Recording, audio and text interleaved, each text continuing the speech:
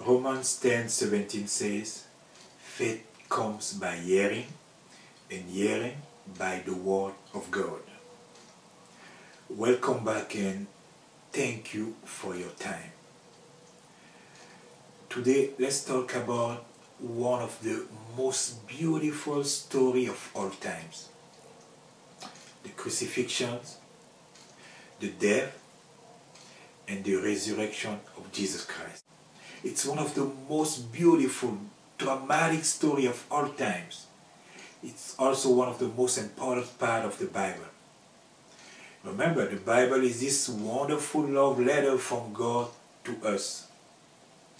The Bible is this amazing collection of books inspired by God, written by many different persons, kings, prophets, peasants, or simple persons like you and me. Today let's choose the Gospel according to Matthew. The Gospel of Matthew is a book written around 60 years after the resurrection of Jesus Christ. Matthew was a tax collector, a bad man, hated because he was spreading his own people. But when Jesus touched him, when Jesus called him, he left his despised occupation and committed himself to follow Jesus Christ. The crucifixion of Jesus. Crucifixion is the process where a person is nailed or bound to a cross. It was a form of capital punishment first used by the Persian, by the Egyptian, and then by the Romans. Normally there was a permanent stake in the ground. The victim carried the crossbar on his back to the stake. The crossbar usually weighed around 75 pounds. Sometimes the person was nailed to the crossbar, other time he was tied to it. Matthew 27:27.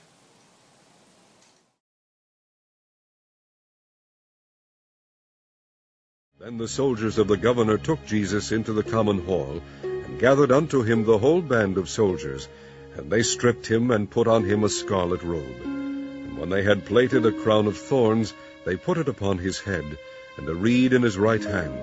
And they bowed the knee before him, and mocked him, saying, Hail, King of the Jews, they said. In this case, the executioner used a whip called a cat of 9 tails, consisting of 9 leather straps, with small metal balls into the end of each tongue. So this whip was brought down with full force, and when struck against the back of Jesus, was pulled, exposing muscles and maybe even exposing his very bones. His back was reduced to a mass of mutilated flesh. The beating stops when it's determined that the victim is near death, or 39 lashes were reached. Why 39? Because 39 is the number of mercy according to the Jewish law.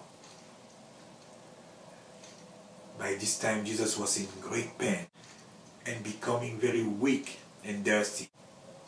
What is even more amazing in the Bible is that 740 years before the birth of Jesus, the prophet Isaiah predicted exactly what will happen to Jesus. Then they took off his robe and put his own clothes back on him. They led him away to be crucified. Then the soldiers of the governor took Jesus into the common hall, and gathered unto him the whole band of soldiers, and they stripped him, and put on him a scarlet robe. And when they had plaited a crown of thorns, they put it upon his head, and a reed in his right hand. And they bowed the knee before him, and mocked him, saying, Hail, King of the Jews! And they spit on him, and took the reed, and smote him on the head. And after that they had mocked him, they took the robe off from him, and put his own raiment on him, and led him away to crucify him.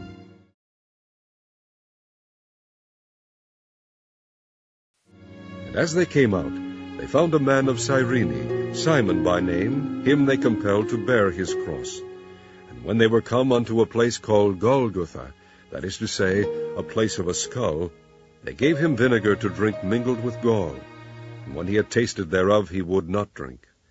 And they crucified him, and parted his garments, casting lots, that it might be fulfilled which was spoken by the prophet, They parted my garments among them, and upon my vesture did they cast lots.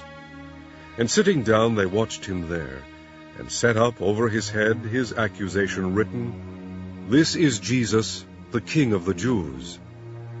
Then were there 2 thieves crucified with him, one on the right hand and another on the left.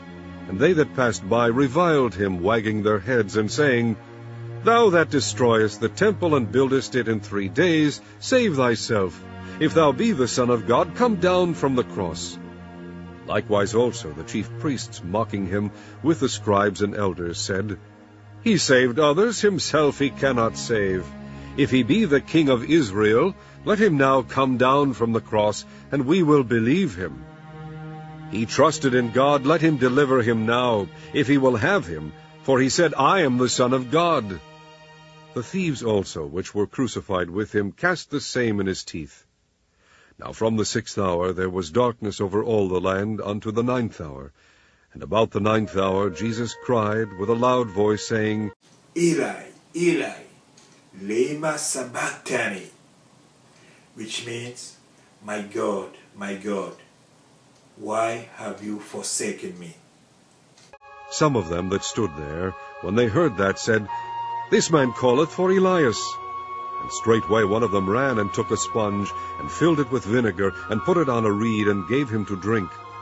The rest said, Let be, let us see whether Elias will come to save him. Jesus, when he had cried again with a loud voice, yielded up the ghost.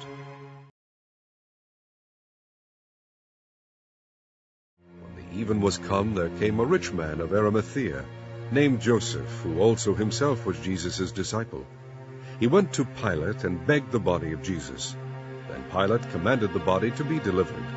And when Joseph had taken the body, he wrapped it in a clean linen cloth, and laid it in his own new tomb, which he had hewn out in the rock. And he rolled a great stone to the door of the sepulchre, and departed. And there was Mary Magdalene, and the other Mary, sitting over against the sepulchre.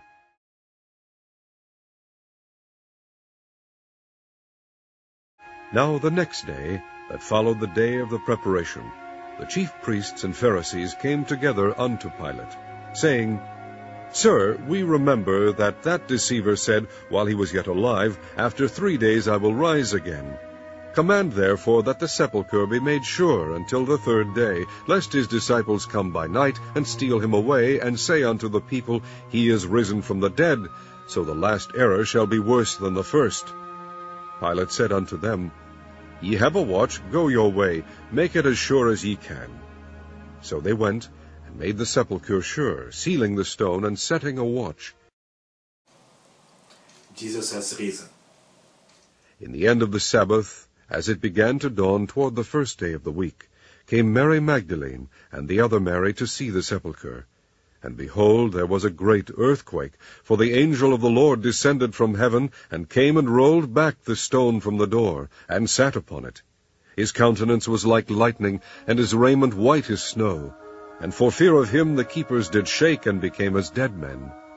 And the angel answered, and said unto the women, Fear not ye, for I know that ye seek Jesus, which was crucified. He is not here, for he is risen, as he said. Come see the place where the Lord lay. And go quickly and tell his disciples that he is risen from the dead, and behold, he goeth before you into Galilee. There shall ye see him. Lo, I have told you. Brothers and sisters, the crucifixion, the death, and the resurrection of Jesus Christ should remind us Gethsemane, the Calvary, and Golgotha. Gethsemane is the garden at the foot of Mount Olives, where Jesus was tempted, betrayed, and arrested. The Calvary described the long, heavy, painful walk that Jesus endured with the cross on his way to be crucified. Golgotha is the place where Jesus was crucified, suffered and died. But the result of those painful steps is the empty tomb. It's so important to always remember that amazing story. The story of the Son of God who carried his own cross. That heavy cross represents the heavy sins of the entire world. That cross is the only ladder high enough to reach the heavens. That cross should always remind us that we are ransomed, we are redeemed, we are restored, we are renewed by Jesus Christ. The crucifixion, the death, and the resurrection of Jesus Christ should remind us that no matter the problems, no matter the situations, no matter the pains we have, the result is always the empty tomb. Walk by faith, not by sight. 2 Corinthians 5:7.